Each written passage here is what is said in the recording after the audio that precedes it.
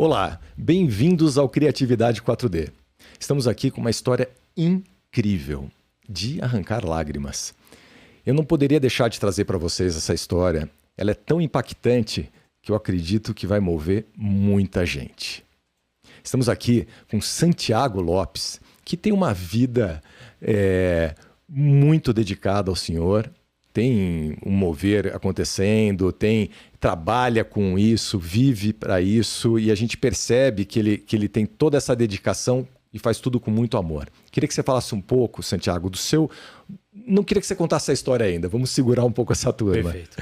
Vamos falar um pouco do seu hoje. Como que é o seu dia a dia hoje? O que tem feito? O que move você? Né? Como que você entende que aquela pescaria que iniciou lá atrás se transformou nesse grande pescador hoje, né? Eu diria que se foi uma fisgada, um anzol, hoje você trabalha com rede, né? Hoje você está na net, hoje você usa a rede para pescar pessoas. Conta um pouco da sua vida e desses números impressionantes já que você já tem atingido com o seu TikTok, com o seu Instagram.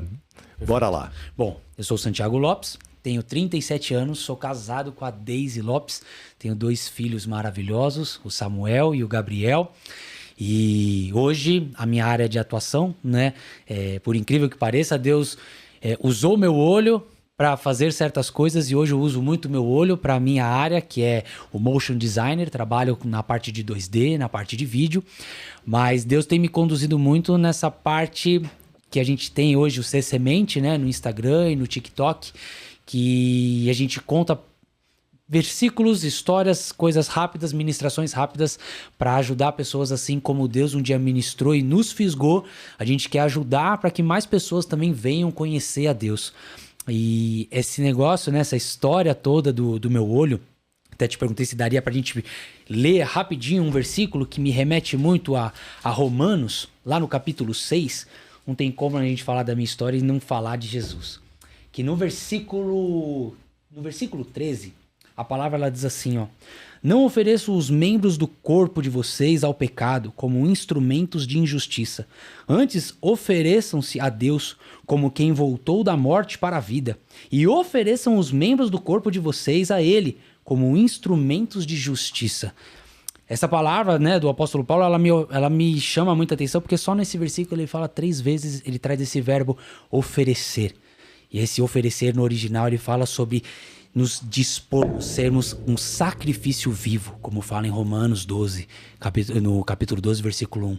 Então, eu entendi que hoje o nosso corpo, o nosso eu, nós como pessoas, nós podemos usar o nosso corpo, a nossa vida para honrar a Deus ou para desonrar. Então, o meu olho hoje, eu falo para Deus, Deus, eu quero usar essa história para que o teu nome venha a ser glorificado. Davi usou o olho de uma maneira errada e acabou errando com Batseba. Mas João cedeu o olho dele para trazer a revelação do Apocalipse. Então nós podemos ser instrumentos de Deus ou fazer com que o nome dele venha a ser envergonhado. E eu estou aqui para que a vontade dele seja feita e que o nome dele venha a ser glorificado. Amém. A gente percebe então que a gente tem aqui o mover renovado, né? É um mover que iniciou lá atrás, que veio, mudou a geração, né? Mudou a história da sua família. Uhum. E a gente vê essa renovação através de você. A gente vê que você agora está buscando impactar novas gerações, ou seja, você ofereceu, né, o seu corpo, né, para mudar a história da sua família, né? Então a criatividade de Deus foi tamanha, que ele transformou o momento de dor no momento de glória, né? Então a gente tem que entender isso, né? Que essa transformação ela ocorre às vezes atemporal, né? Ela não é naquele momento que ele vai te revelar o todo. Na verdade a gente quase não entende o todo. A gente até veio conversando, né? Que a gente fica esperando uma resposta imediata e às vezes a gente ora por algo, por aquela resposta, e quando, na verdade, a negativa da resposta é que vai preparar a gente para algo maior, né? Então, incrível. Eu não quero dar mais spoiler. Eu tô aqui tenso, eu sei que tá todo mundo querendo saber um pouco mais dessa história. Eu queria agora que você contasse nos mínimos detalhes tudo aquilo que Deus fez para conquistar a sua família para o reino, para transformar a história da sua família, a sua história, e agora a gente vê que vai continuar transformando a de muita gente. Amém. Bom, a minha história começou, né, com os meus avós e meus pais. Meus pais, eles eram recém-convertidos, e os pais, né, por parte de pai, eles eram católicos, e meus pais tinham acabado de se converter e eles estavam naquele primeiro amor, né? Então eles queriam falar de Jesus para as pessoas, falar para os pais. Só que acho que talvez a maneira como era abordada não estava das melhores, né? Então a gente se reunia muito em família nessa questão de almoço em família, Natal, Páscoa e tudo mais. E a gente percebeu que talvez os convites começaram a diminuir um pouco porque meus pais tentaram a todo custo a impor isso, a falar de Jesus para eles, e meus avós não estavam gostando. Meus avós estavam fazendo com que algo que era para ser positivo estava se tornando negativo, né? Então meus pais começaram a falar assim: Deus, o propósito disso tudo é para que eles te conheçam, né? E na verdade o que eu estou tentando fazer aqui não está ajudando. Então faça da sua vontade, seja do seu jeito. Só que nessa época o meu avô, ele já estava com câncer de próstata, né? E meus avós, eles sempre foram muito ativos, né? De viajar, de sair. A minha avó às vezes pegava o ônibus na linha final, ela ia até o ponto final sem saber para onde ela ia, para depois voltar, mas só para passear. Então os meus avós sempre foram muito ativos nisso. Só que com esse câncer, o meu avô, ele não quis mais sair, meu avô ficou muito em casa e tal. E um dia o meu pai lembrou, falou: meu, por que não levar eles lá no clube para pescar, né? Meus avós amavam pescar, meu pai, eu gosto de pescar, né? Por mais que eu fosse criança, tal, eu gostava daquele oba-oba, do peixe saindo e tal. E aí foi o convite que meu pai fez, né, pros meus avós pra gente sair. Meus avós, eles sempre negavam, não tinha muito essa vontade de sair, mas esse convite meu avô aceitou. Falou: vamos. Então meu pai foi, buscou eles, e aí fui eu, a minha irmã, meus pais, a minha avó e o meu avô. A gente chegou lá no clube, né, tinha o quiosque ali pra fazer a comida, o churrasco e tal, e a gente foi pra represa pra pescar. Eu tinha entre 4 e 5 anos, né, totalmente imaturo, né, na questão de pescaria e tal. Mas eu lembro que quando a gente estava pescando, foi onde eu senti o meu anzol, né, a vara dar uma fisgada.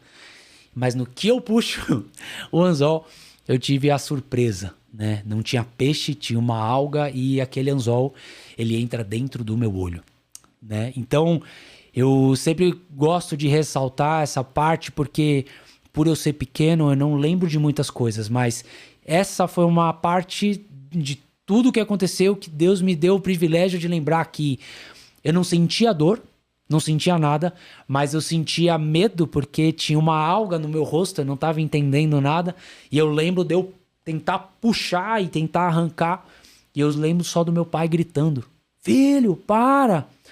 E nisso meu pai conta que meu avô, ele trava, meu avô, ele não tem reação, ele não sabe o que fazer. E bom, nesse desespero tinha um ambulatório dentro ali do próprio clube, e aí meu pai, no que ele me leva até lá, ele toma uma negativa, falando assim: olha, a gente não tem como mexer. A gente não sabe a gravidade do que aconteceu com o olho do teu filho. Aqui é algo básico. A gente não consegue fazer nada. E nisso, o meu avô, ele já... Só um momentinho, mas nesse momento, um médico te analisou. Isso. O responsável ali do ambulatório... Ele olhou... Olhou e falou: olha, tá uma situação tão pesada, é impossível a gente resolver isso aqui. Isso, ele falou: aqui é coisa básica, né? Então, tipo, alguém torceu o pé, alguém ralou, alguém se machucou, e falou: aqui não tem o que fazer pelo teu filho. Então, aconselho você a ir num outro hospital e tudo mais. Que era longe dali, que você tinha que se dirigir. Esse clube, ele era lá no ABC. Tá. Não me lembro agora, mas eu acho que era em São Caetano, se não me falha a memória. E enquanto eu tava com meu pai no ambulatório, o meu avô foi até onde estava a minha mãe, a minha irmã, a minha avó, para dar a notícia. Só que quando meu avô, ele dá essa notícia do que estava acontecendo, eles começaram a questionar a minha mãe, falando: é esse Deus que vocês iam lá em casa e falavam que Deus é amor, que Deus é isso, que Deus é aquilo. E esse mesmo Deus que você está falando é aquele que está colocando o anzol no olho do teu filho. Caramba, Que amor é esse? Era um momento de extremo desespero, né? O filho com 4, 5 anos de idade, com um anzol enfiado dentro do olho, podendo perder a vista, podendo acontecer uma série até a vida, não sei qual o nível de gravidade, mas... E aí a família, então, no desespero, começa a se questionar a existência do Deus que o pai estava querendo apresentar. Exato. Até então, eles não tinham uma notícia. Meu avô falou, entrou um anzol. E ele foi tentar resolver. E ali foi um gancho que eles tiveram para, ao invés de tipo, tentar dar uma amenizada, foi aonde foi o questionamento. Para atacar o que estava entalado na garganta deles, tipo, né? Poxa, foram tantas reuniões, tantas vezes que vocês insistiram em falar sobre esse Deus, e esse mesmo Deus está deixando isso acontecer com o teu filho. É porque imagino que naquela época... 15, 20 anos atrás, era o cristianismo, o protestantismo, ele não era tão difundido quanto é hoje. Os números deviam ser muito maiores, né, de católicos do que de... Né? Então, eu imagino que ainda era algo estranho para a sociedade, né? Não era algo tão factível quanto é hoje, até porque os números estão bem parecidos hoje, né? Exato. Mas nisso, retomando a questão do ambulatório, eles deram essa negativa, né, pro meu pai, falando, aqui não dá. Você precisa ir para um outro lugar. Então meu pai desce correndo, vai buscar, né, todo mundo lá, e a gente vai para esse primeiro hospital, né? E no que a gente chega lá, meu pai explica para a recepcionista o que estava acontecendo. E ali ela chega e fala assim: "Olha, senhor Lopes, fique em paz, porque hoje o melhor médico está de plantão." Olha aí Deus movendo, né? Então, esse foi o pensamento do meu pai. Na hora, tipo, Deus está agindo. É agora, né? Porque o melhor médico está na área.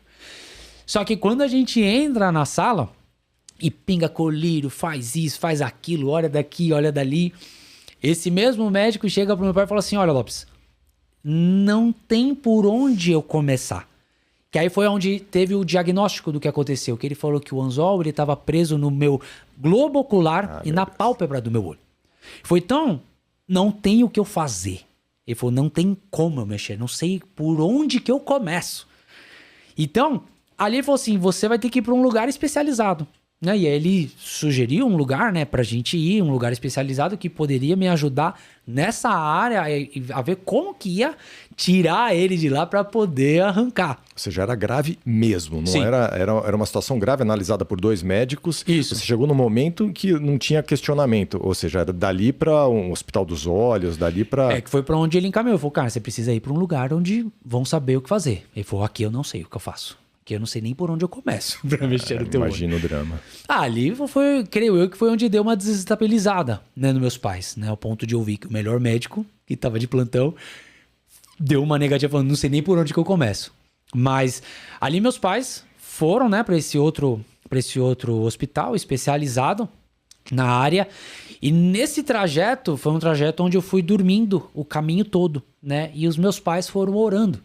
Deus, resolve isso, né? Meu pai até fala que quando ele conta esse testemunho, ele fala que ele tentava impor a Deus o que ele devia fazer. Olha, Deus, agora a gente tá chegando ali, o senhor tem que fazer assim, assim, assado, tá? Pra que meu filho seja curado. Né? Não é Deus, faça a sua vontade, mas faça o que eu acho que tem que ser feito, né? O roteiro ele que traça, né? Ele falou assim, Deus, agora você tem que agir assim, tá? Faz assim. Senão, guia a mão do médico, tira que tudo der certo. O senhor tá vendo que meus pais estão aí, né? Então, Deus, faz desse jeito, né? Aproveita, tá barganhando ali, ó. Pô, eu quero conquistá-lo, só vamos... Como se fosse, Deus, você tem a sua chance agora de resolver o problema. Olha, meu Deus, põe um médico bom naquele lugar, né? Faz aquilo acontecer, olha. Mas agora põe um melhor, põe um melhor, porque aí tá tudo resolvido, vai operar, vai ficar com alguma cicatriz, alguma sequela, mas tudo bem, pelo menos... Resolveu. Mas nesse caminho, meu pai falou, né? Acho que era uma Marajó, que a gente ia um carro, já tava, né? Carrinho antigo e tal, não sei o quê. Ele começou a querer dar problema no caminho. Olha, a querer desligar e dar problema e tudo mais. E meu pai falou assim, senhor, só deixa a gente chegar até o lugar, Deus. Só deixa a gente chegar até o lugar. Caramba. E a gente chega nessa clínica... Parece um roteiro de drama, mas assim... Cada cena que tudo que vai sendo somado, parece que foi escrito para para prender as pessoas. É impressionante, é realmente impressionante cada detalhe que foi acontecendo. Espero que você, olha, improvisa, porque é cada coisa que foi aparecendo no meio do caminho, que é onde a gente até questiona, fala assim, Deus, por que dessa maneira? Por que o senhor está fazendo desse jeito? Não era mais fácil, já estava lá, já resolveu desse jeito, mas creio que Deus ele tinha o jeito dele de resolver, né? Que aí vai ser a parte final. Que quando a gente chega nessa parte, que era clínica especializada, no que a gente chega lá, meu pai fala, olha, a gente veio de tal lugar, meu filho tá assim, assim, assado, tá com o olho, né, com o anzol preso no olho, na pálpebra, no globo ocular e tal. E aí ela chega e fala assim, olha, aqui a gente não consegue ver, porque estamos sem energia aqui. Aí meu pai... Que é isso? Tipo, meu, não tem nada que possa ser feito, né? Tipo, pode falou, piorar, não, né?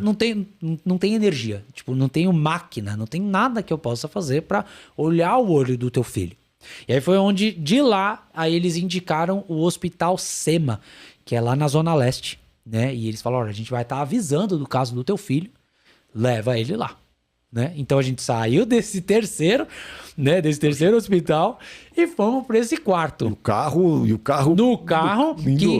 falhando, caminho, sem luz no hospital, carro falhando. E no caminho o carro tava piorando nesse trajeto do terceiro pro quarto e meu pai até falou para Deus, falou, Deus, só deixa até eu chegar, pelo menos até o hospital.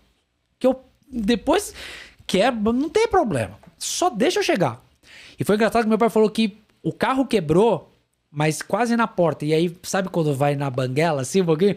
A gente parou praticamente na frente do hospital. E o carro realmente quebrou lá, né? E a gente chega nesse quarto hospital. Eu, de novo, nesse trajeto do terceiro pro quarto hospital, dormindo, né?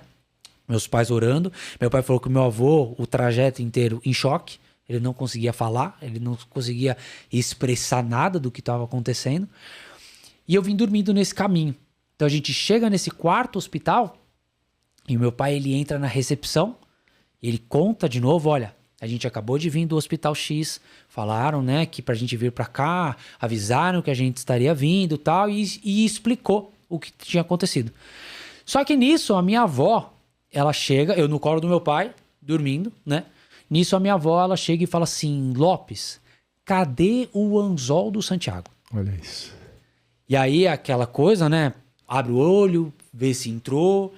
Será que caiu no chão? Porque ele não estava mais ali. E aí começa a fazer uma varredura ali, a procurar e tudo mais. Até que encontraram o anzol pendurado na manga da minha blusa. E seu olho? Cara, que é isso? Como que tava? Então, antes da gente entrar nesse ambulatório, no consultório, primeiro que assim, a recepção ela foi tomada por uma festa. Né? Meu pai começou a contar que Deus havia feito um milagre, né? E começou a contar para as pessoas. Só que o que mais pegou ali foi que o meu avô foi o único que ficou no carro enquanto isso, né? Como eu te falei, ele não conseguia esboçar a reação com tudo aquilo que estava acontecendo. Ele ficou no carro. Só que assim que a minha avó ela viu o que aconteceu, eu tenho um pouco de dificuldade. Eu imagino, porque emociona todo mundo. E assim que a minha avó, ela...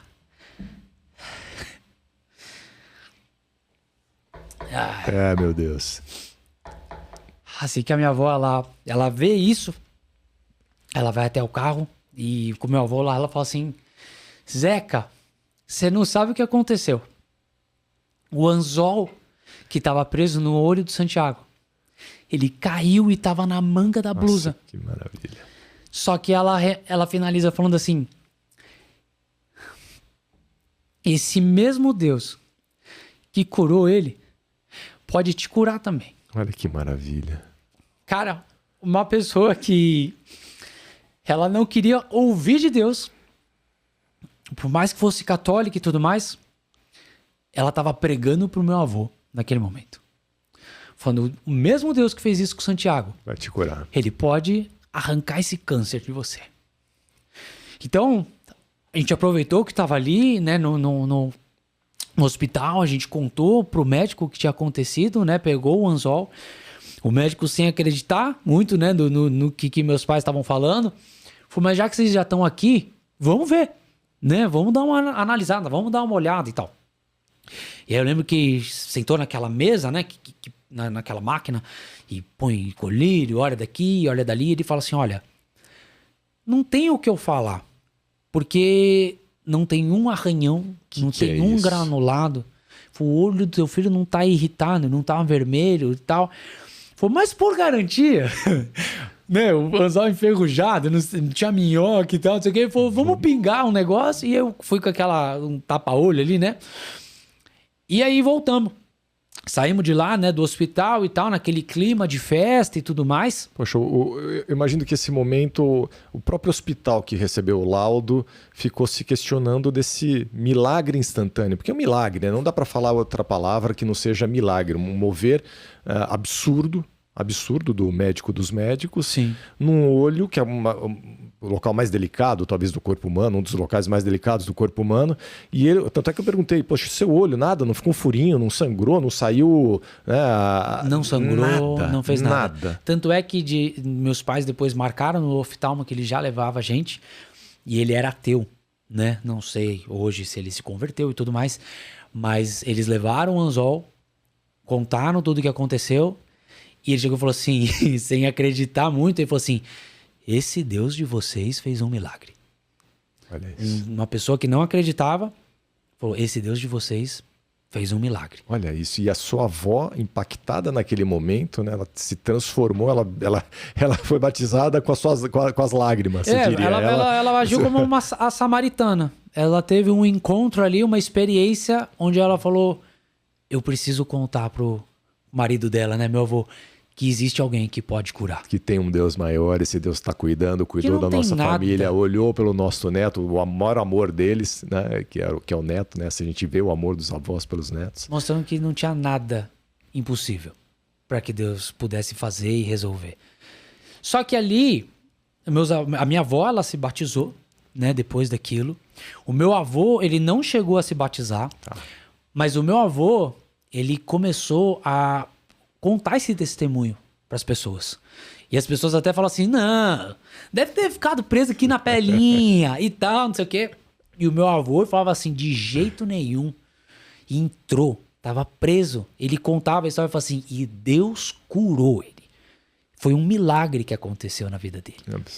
Então, mas aquilo lá, Hércules, gerou uma expectativa na família.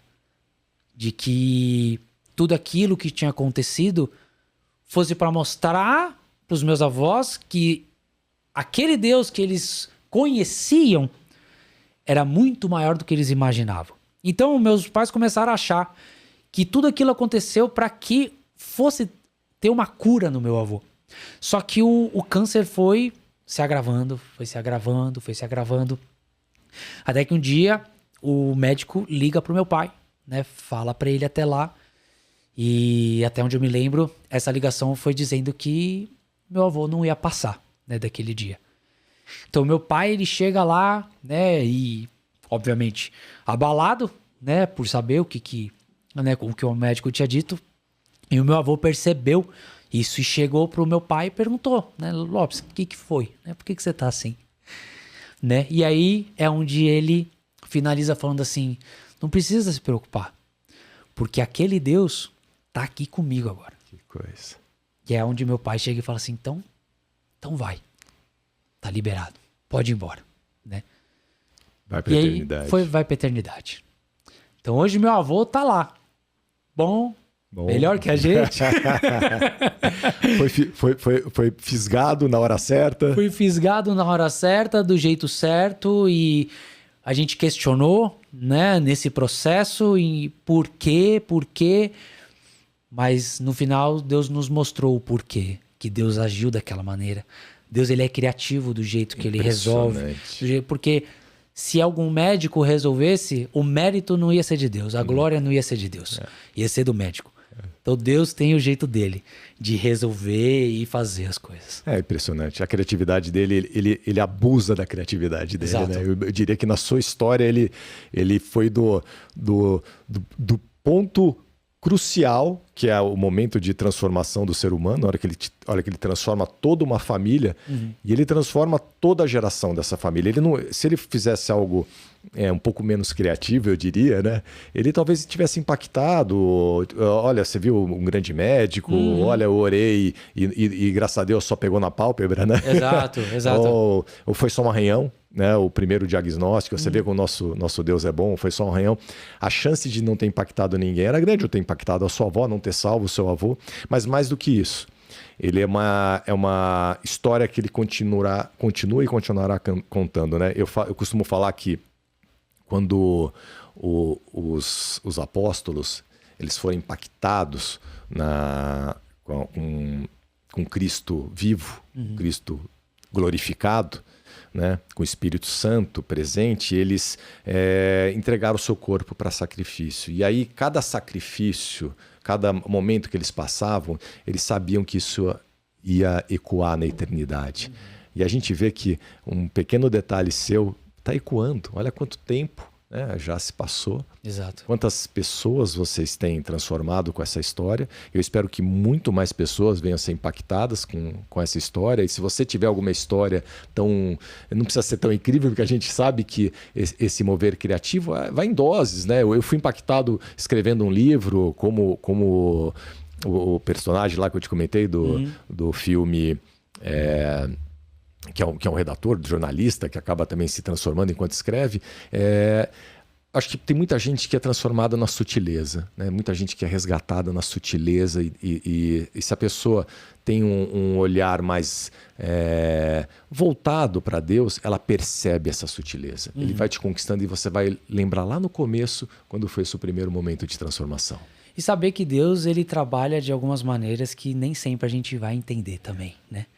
Eu sempre, quando eu me lembro dessa história, sempre me traz à memória João 9, que os discípulos chegam para Jesus e questionam o cego, falam assim, por que ele está assim? Quem foi que pecou?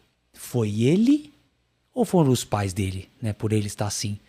E aí Jesus fala assim, nem ele e nem os pais. Mas tudo isso aqui é para que a glória de Deus, o poder de Deus, seja manifestado aqui. Então tem muitas coisas que acontecem na nossa vida que às vezes a gente acha que estamos passando por certas coisas como um castigo. Ah, eu fiz isso e agora Deus está me punindo e tal, não sei o quê. Mas não. A partir do momento que a gente fala igual a Isaías, Senhor, eis-me aqui. Me envia, me usa. A partir do momento que a gente fala, Deus, eu quero ser uma ferramenta do Senhor. Deus vai nos usar da maneira criativa que só Ele vai entender. E às vezes, depois do processo, a gente também não vai entender. Às vezes a gente só vai entender um dia lá na glória. Fala, Deus, por que o Senhor fez aquilo? Mas é descansar e aprender que Deus ele não perde o controle. Deus ele não é pego de surpresa. Filipenses 4:7 fala sobre a paz que excede todo entendimento. Então, a partir do momento que a gente confia em Deus, entrega a nossa vida e fala assim, Deus, conduza. Cara, a gente começa a viver uma paz. É uma paz. E a Deise, a gente tem vivido cada coisa que eu falo assim, Senhor, se eu não soubesse que eu tenho o Senhor aqui segurando na minha mão, a gente teria abandonado, a gente teria largado certas coisas, a gente ia abrir mão. O Bill Johnson, ele tem uma frase que ele fala assim, para você viver a paz que excede todo entendimento, você tem que abrir mão do seu direito de entender. Olha que maravilha. A gente quer colocar Deus, às vezes, numa caixinha. Não tem. E achar que Deus tem que fazer... Excede todo entendimento. Igual meu pai falava, Deus, agora faça assim, e se o Senhor não fizer assim, eu acho que eu vou entender que o Senhor não tá aqui comigo ou que o Senhor perdeu o controle. Mas Deus não trabalha do jeito que a gente quer ou do jeito que a gente acha melhor. E graças a Deus por isso. Que a palavra fala que o plano dele é bom, perfeito e agradável e não o nosso. Então, graças a Deus que Deus não ouviu meu pai. E Deus fez da maneira criativa dele. Sempre da maneira dele. Graças a Deus por isso. A gente é submetido à sua glória todo dia e sua criatividade, né? Exato. Todo dia. Você é literalmente o ver para crer, né? A vista para crer, né? O seu ver hoje, você enxerga hoje, graças ao mover de Deus, e você abriu a visão espiritual da tua família, né? Se você foi um instrumento, né? Uhum. Acredito que até a fé dos seus pais. E eu quero voltar num detalhe que você estava contando, que mesmo durante o momento mais tenso né, que a sua família estava e com os avós ali questionando, seus pais continuaram orando, né, naquele último trecho ali entre o carro falhando, o hospital sem luz e o último hospital, que seria o derradeiro, né, chegar lá eles iam entregar os pontos, eles vieram orando. Né, ou seja, eu acho que não só foi um resgate da sua família, né, dos seus avós, mas também foi firmar a fé dos seus pais naquele momento. Mostrar e retribuir a fé deles. Né? Mostrar que, olha, nesse momento de tensão vocês não me questionaram. Nesse momento, no pior momento da vida de vocês, que é ver um filho nesse estado, com o pai com câncer, questionando, nesse momento vocês não voltaram. Né? Me lembro de Jó, né, que no pior momento ele não foi lá e amaldiçoou a Deus. Né? Porque é uma hora que muita gente vai e vira e sai xingando e sai reclamando. Exato, porque não foi da maneira dele, não foi como eu quis, não foi como eu planejei. E às vezes a gente acha que Deus perde o controle. Porque não foi como eu quis, não foi como eu imaginei. Mas o livro de Tiago, para mim, o livro de Tiago inteiro é demais. Mas se você pega o versículo 2, o capítulo 1, versículo 2, você até fala assim, é sério?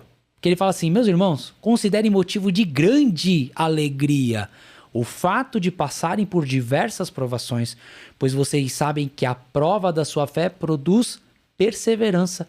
E a perseverança deve ter ação completa, a fim de que vocês sejam maduros e íntegros, sem lhes faltar coisa alguma. O reverendo Hernandes Dias Lopes, ele fala que a prova, quando a gente passa pelo deserto, ela é pedagógica. Essa prova aqui, ela é pedagógica. O que meus pais passaram foi pedagógico. E é chegar e falar assim, Deus, o que o Senhor tem com isso? O porquê que a gente passou por isso? Eu sei que o mover todo foi para que os meus pais, né, os meus avós, né, mas falando como se fosse meu pai, foi para que os meus avós, os pais do meu pai te conhecessem. Mas que mais, Deus? Então, é entender que tudo aquilo que Deus faz, ele não perde o controle e da maneira que está acontecendo, por mais que aos nossos olhos não pareça, está sendo perfeito. Está sendo trabalhado algo na nossa vida para que comece a arrancar uma coisa daqui, arrancar uma coisa dali, que até Malaquias 3 fala sobre a questão do ourives, que ele começa a purificar e o sacerdócio naquela época estava totalmente corrompido. E ele fala no capítulo 3, versículo 4, que depois que passasse por esse processo do ourives, aí sim eles iam trazer uma oferta agradável a Deus. Você pega a história do ourives, uns americanos foram tentar entender o trabalho deles e eles chegam e falam assim, cara, a gente queria saber dessa sua profissão. Como é? A gente veio aqui para poder assistir. A gente pode? E aí ele fala, sentem aqui, né? E aí ele chega aqui em Malaquias, no capítulo 3, e ele fala assim, a partir do versículo 2, ele fala assim, e para mim essa parte aqui, ela define a nossa vida, na questão do porquê que a gente tá aqui. Que ele fala assim, mas quem suportará o dia da sua vinda? Quem ficará em pé quando ele aparecer? E é aqui que pega, ele fala assim, porque ele será como o fogo do ourives e como o sabão do lavandeiro. Ele se assentará como um refinador e purificador de prata. Purificará os levitas e os refinará como ouro e prata. Assim trarão ao Senhor ofertas com justiça. Essas pessoas foram ver o trabalho do ourives. E elas falam que a primeira coisa que o ourives faz é pegar uma cadeira e sentar na frente da peça. E ela fala assim, nossa, por que você está sentando na frente da peça? Porque aqui na Bíblia fala que ele se assentará. Mas, isso aqui foi escrito há mais de 2000 anos atrás. Com toda essa tecnologia, por que vocês ainda sentam? E aí fala que o ourives fala assim, porque a posição sentada é a posição mais confortável que eu tenho para não tirar o olho da minha peça. E aí elas falam assim, uau, a pregação começou. E aí ele começa a contar sobre o trabalho, né, da purificação do ouro, que ele começa a usar o fogo para purificar a peça. E ele fala que ele não pode tirar o ouro da peça para não perder o tempo dela. E aí elas falam assim, existe um tempo certo, né, para não perder, né, a peça em si? Ele fala sim. E aí elas falam, quando é o tempo certo? E aí o ourives fala, quando eu me vejo nela. Olha que maravilha. Então, o processo que a gente passa de purificação, Deus ele está trabalhando na nossa vida para que a gente venha ser uma oferta, um sacrifício vivo para ele, então ele só vai parar quando nós estivermos refletindo ele aqui na terra. Precisamos ser purificados ao extremo. A gente tem que ser espremido como óleo, como azeite, como a oliva, né? Que tem que ser espremida ao máximo para que saia o óleo da unção. Para que a gente venha a refletir o caráter de Deus. Você, nesse processo de refinamento, né? Quando você atravessou o seu deserto, e todos nós temos um deserto para atravessar, e você eclode com conhecimento profundo da Bíblia. Você eclode com uma visão voltada para o local certo. Você eclode com um trabalho que hoje tem milhares de seguidores, né? E você vem impactando a vida de pessoas. Ou seja, a sua visão de mundo foi ampliada. O anzol, ele rasgou as suas vistas, né? Ele tirou, ele te traz um histórico impactante dentro de você, né? Você tem um testemunho vivo, você foi uma oferta, né? Você foi purificado por essa oferta, sua família foi impactada, né? A gente vê um trabalho completo de Deus na sua vida. A gente não vê uma síntese, a gente vê um trabalho de começo, meio e fim. E claro, o fim a gente não vê porque é eterno, mas a gente vê um começo, meio e um grande fim, né, na sua vida. Então eu queria que agora a gente pudesse passar para um outro estágio, uma coisa um pouco mais solta, né? Eu acho que você tem um histórico que dá para a gente imaginar no cinema. Eu não consigo olhar para a sua história e não ver um roteiro. Não estou falando sério.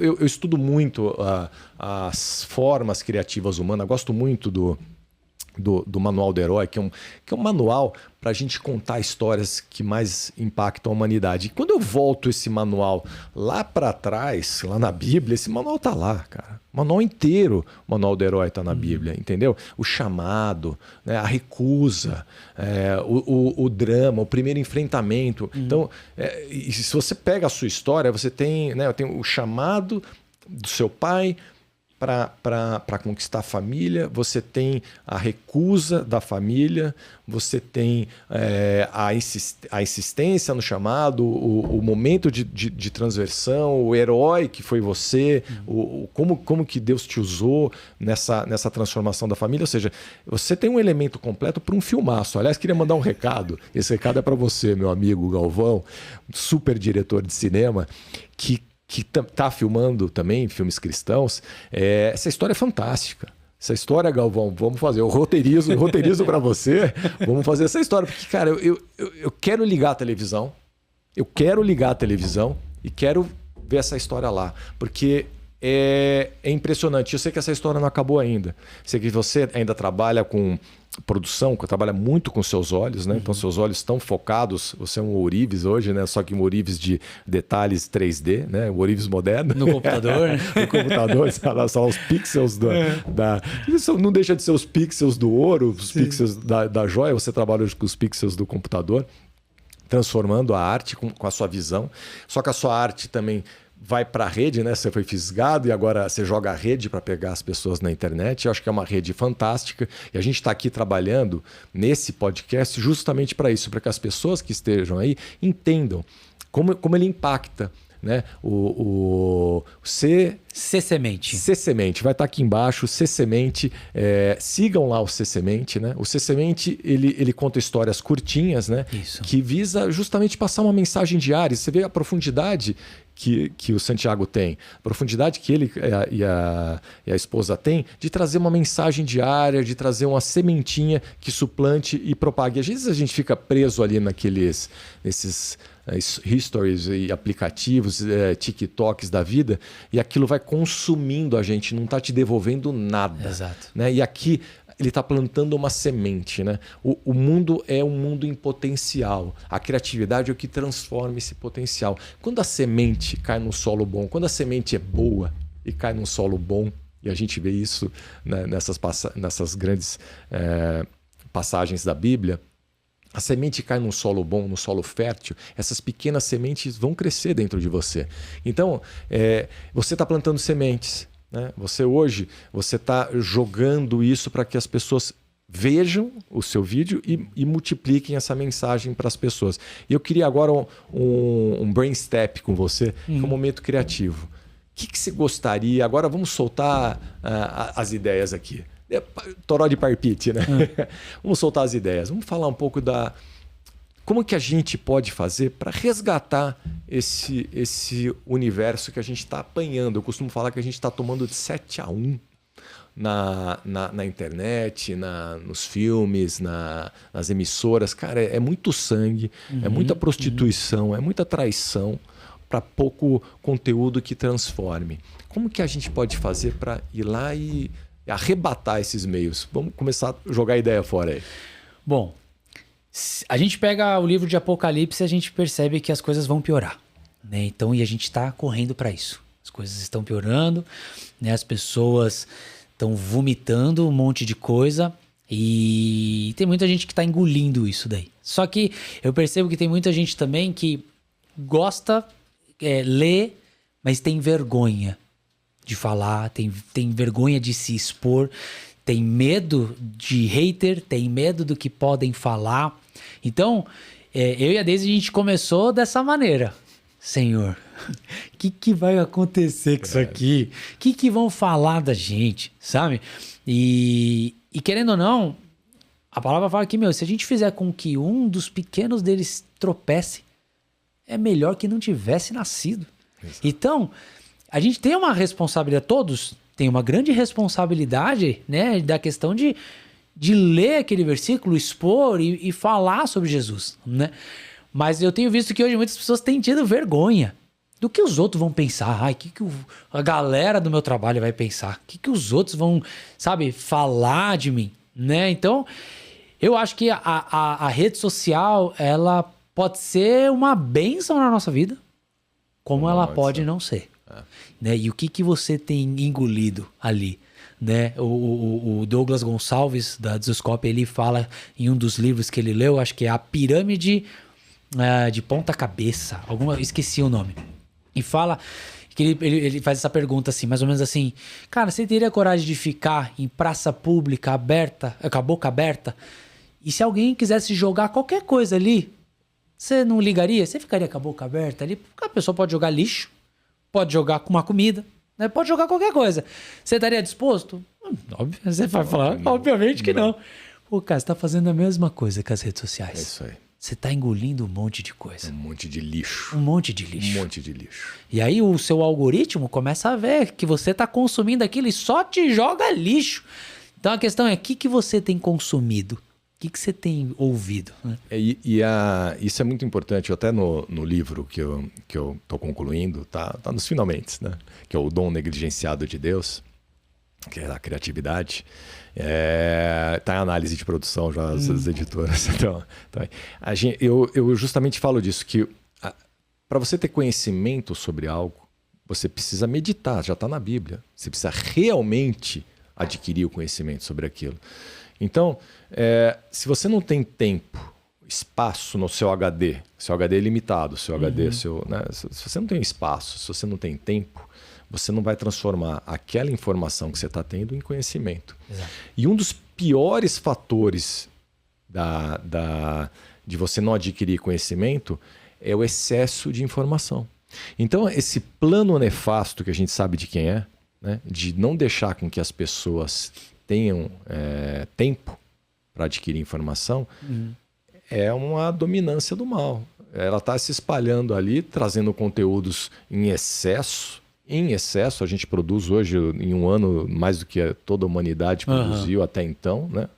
E o cérebro humano não está gostando disso, né? E o reflexo disso é o maior índice de burnout da história, o maior índice de depressão da história, o maior índice de ansiedade da história. E vou te trazer um dado muito, né, que a gente mexe com isso, muito simples, você sabe qual que é o país mais ansioso do mundo? Somos nós, será? É o mesmo país que mais consome lixo no mundo. Brasil. O país que mais consome essas redes sociais no mundo é o país mais ansioso do mundo. Ou seja, de um país Né? Pensar aqui, vamos pensar a nossa história. Num país que tem um chamado para um mover gigante. Exato. A gente tem um chamado para um mover gigante, não é de hoje que a gente ouve falar que o avivamento vai partir do Brasil. Missionários vão partir do Brasil, né? Que estão, a gente percebe isso, né? A gente, quem entra para o corpo da igreja acaba percebendo isso, né? Eu tive recentemente no Dunamis, cara, é impressionante que o Theo Hayashi tem feito ali, é impressionante, né? Eu fiquei no Greenhouse, na maior estufa cristã do mundo, né? Mas em contrapartida a gente vê o lado mal atingindo toda a sociedade, tirando o tempo bom de qualidade dessas pessoas com consumo excessivo. Ou seja, de novo, de um país que a gente tem tudo para não ficar nas redes sociais. O país é lindo, o país é amplo, o país é gostoso, o país tem um clima agradável, o país é feito de gente hospitaleira, para lugares arborizados, é um dos países do mundo que mais preservou as florestas, se não o país que mais preservou, né? Um país com um litoral estonteante. Sim. E a gente está ali olhando, cara, às vezes eu fico olhando as pessoas na praia, olhando para a telinha, cara, e assim, o tempo de desestresse que ele teria ali, que é o de relaxar numa praia, de ampliar, refletir sobre a vida, né? Você olha pro horizonte e vê a vida ampla, né? O tempo de ler um livro, né? Virou de novo um consumo, o mesmo consumo que ele está ali no trânsito, que ele está ali.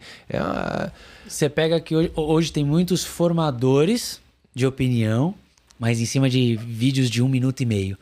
Aí você quer aprofundar um assunto, a pessoa só sabe aquele gap ali que teve. Só aquele título.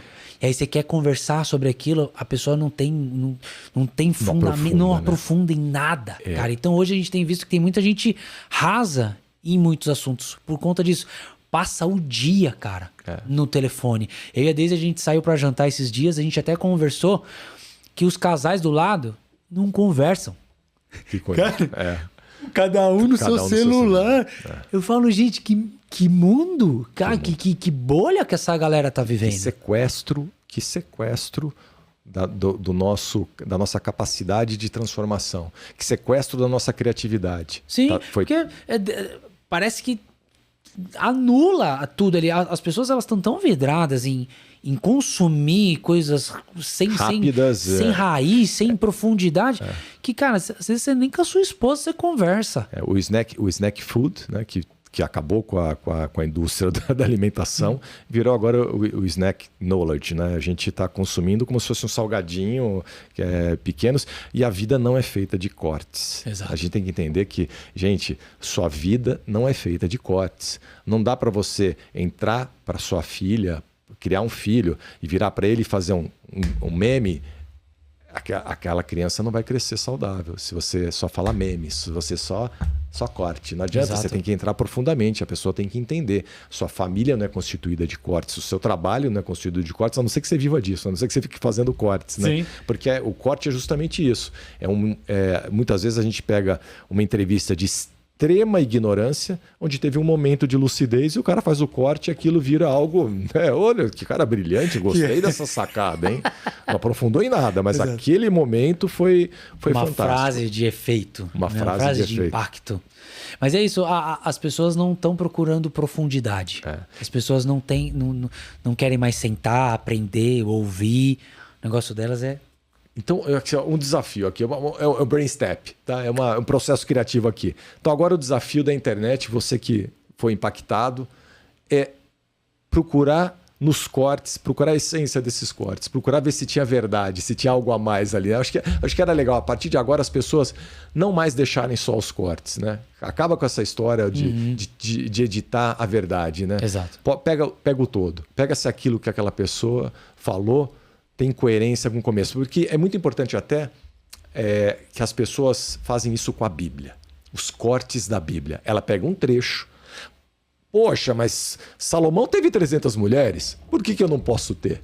Sim, então, é isso. Começa, vai no corte. Sim. Pô, mas Davi traiu, matou para ter e foi perdoado. Por que eu não posso ter? Ou seja, a pessoa vai no corte que te satisfaz para ficar no pecado. E molda a Bíblia conforme a minha vontade. Ou seja, exato, é o cortezinho dela. Vai na edição. Vou lá e edito. Esse versículo aqui me beneficia. Então, vou ficar só com isso. Mas a perícope inteira eu não quero. O restante deixa para lá. Por isso que o importante é você mergulhar, você entender, você meditar em todo o contexto histórico, quem está falando, Exato. quem que é o autor, quem que escreveu, aonde ele estava, Para quem que tá falando. para quem que ele está falando. É muito importante isso. Exato. Eu li a primeira carta de Paulo e eu não sei para quem que ele estava direcionando a primeira carta de Paulo, o que ele estava querendo corrigir, o que estava acontecendo naquele contexto histórico, quais eram os problemas daquela igreja que ele estava solucionando, e às vezes os problemas dos líderes da igreja, era apostasia, era falta de fé, ou era um problema de corrupção. Né? Então a gente acredita, muitas vezes, até nessa comparação de Antigo e Novo Testamento, né? Que fala assim, é um Deus mau e é um Deus bom. Era um Deus... Porque é edição.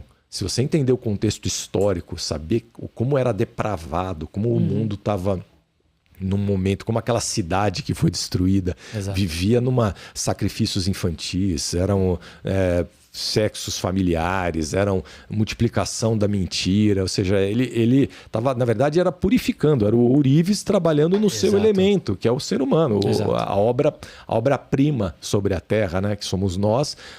Ele estava trabalhando nessa purificação. Né? E acho que a gente tem que viver nesse estágio de entendimento, sair desse...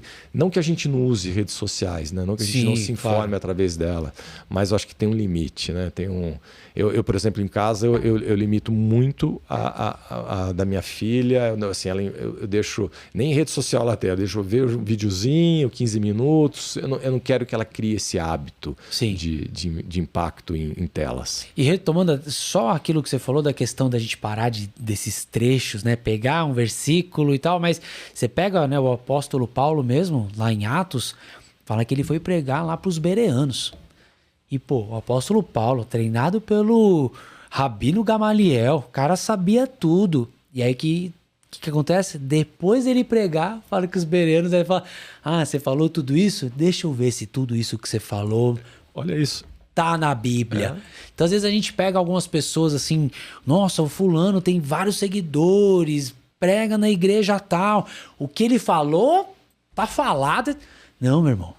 A gente tem que entender, a gente tem que começar a fabricar a nossa própria comida, porque a gente espera, tipo, que as pessoas façam igual fizeram com Moisés. Vai lá, Moisés, ouvir Deus lá no monte, morre lá se for preciso, e escuta o que ele tem para falar e depois traz pra gente mastigado.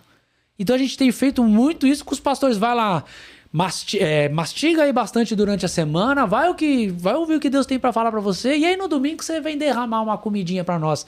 Então a gente tá muito mal acostumado. E aí às vezes a gente pega um negocinho que... então é isso. Não, lê. O pastor falou tal coisa. Legal, vamos aprofundar. Cara, pega uma Bíblia de estudo, tem referência paralela com o que tá falando, pega um comentário expositivo, se aprofunda, não fica só no que os outros estão falando. Começa você a aprofundar também, começa a criar raiz em Deus. Colossenses 2 fala, assim como vocês receberam a Cristo Jesus, continuem a viver nele, enraizados e edificados nele. Às vezes as pessoas acham que receber a Cristo é a linha de chegada, mas, cara, receber a Cristo é o seu ponto de partida. De partida, é a hora que você nasceu. Exato. Você acabou de beber o primeiro leitinho. Isso, é que tem uma caminhada para fazer. Mas você não vai se alimentar e enraizar só ouvindo o que os outros estão falando. Não, e principalmente que eu fui impactado no culto esse final de semana, onde ele falava que no descanso do deserto tem os amalequitas, os amaleques que vêm te perturbar. Né? Então você tem que estar vigiando o tempo todo. Você tem que estar ali, porque não é porque você foi transformado. Acho que quem falou isso foi o Primo Rico. Ele publicou uma frase, cara, e é muito boa. O caminho para o paraíso parece o inferno. O caminho para o inferno parece o paraíso. Uau. Uau. Então, o caminho da família dele parecia um inferno. Não parecia um inferno? Mas ele chegou no paraíso. O seu avô está no paraíso. Porque o diabo ele usa a rede social para tentar maquiar algo, porque não tem como fazer do inferno algo atrativo.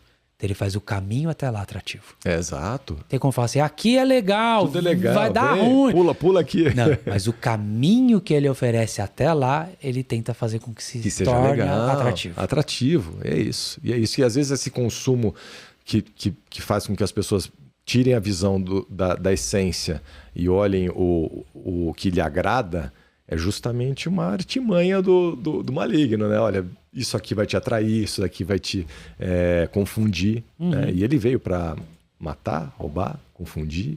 Né? Ele sabe onde a gente tropeça, né? Ele fala, ó, o Santiago já fez isso, já fez aquilo.